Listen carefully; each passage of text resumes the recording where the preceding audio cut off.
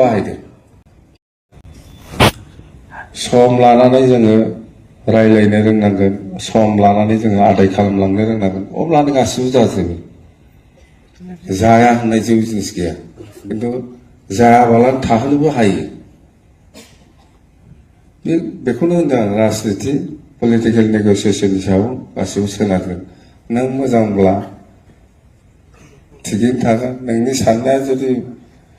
माबानो मेन्टेलिटिया थिग नंखायाबा नों जेबो खालामनो हाया साननायफ्रा गोथार जानांगौ उद्देश्यफ्रा गोथार जानांगौ नों जेरै बुंदों खामानिखौ बेबायदि मावनो नोंहा जुदि गोसो दंथारबा नों मावनो हागोन सायावल' खोथाखौ बुंनानै नोंनि गोसोआ जुदि सिङाव थिग नङाबा नों जेबो खालामनो हाया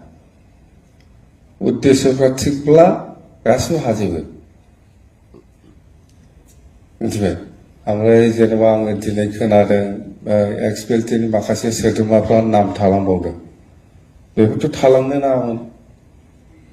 बोरै थालांखो बेफोर मा बियो साननायफ्रा दाबो थिग नङा थारमाने बियो कंग्रेस खालामदोंमोन बियो बिजेपि खालामदोंमोन बिदि होननानैसो नागारलायाखै मानसियालाय बेखौ सोआलै बियो जोंनि उल्थासो बिदिसो जादों बायदि मोनदां माखासे एक्सपिएलटिफोर नामा द्रप थालांदों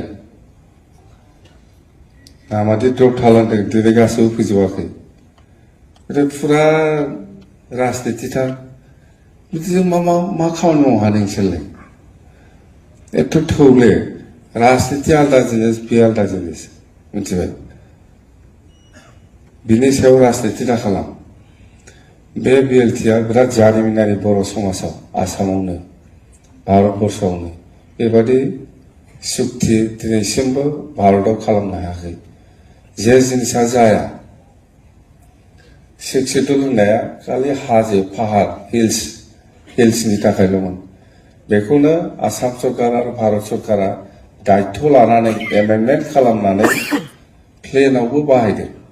प्लेनावबो जानो हायो होननानै एमेन्डमेन्ट खालामदों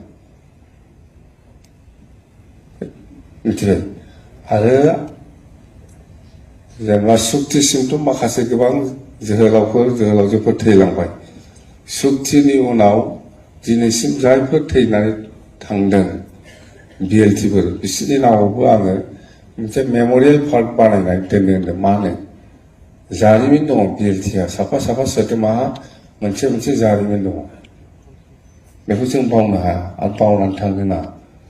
नंगौ सुक्तिनि सिगाङाव थैयाखैमोन सुक्तिनि सिगाङाव थैनायाथ' जारिमिन जानानै थालांबाय मोनसे मार्टियार्स हिसाबै थालांबाय सुक्तिनि उनाव गोबां एक्सपिएलटिफ्रा थैनानै थांदों दिनैसिम दा बिसोरनि मुङाबो जाहाथे जारिमिनाव थालाङो जों बावनो नाङा बे हिसाबै आङो एक्सपिएलटि मेमरियेल पार्क होननानै मोनसे बानायनो नागिरदों आरो आङो इतिमধ্যे हाबो लाखाबाय बेनि उनाव फैसाबो 10 कौटि फैसाबो आङो थिग खालामनानै दोनखाबाय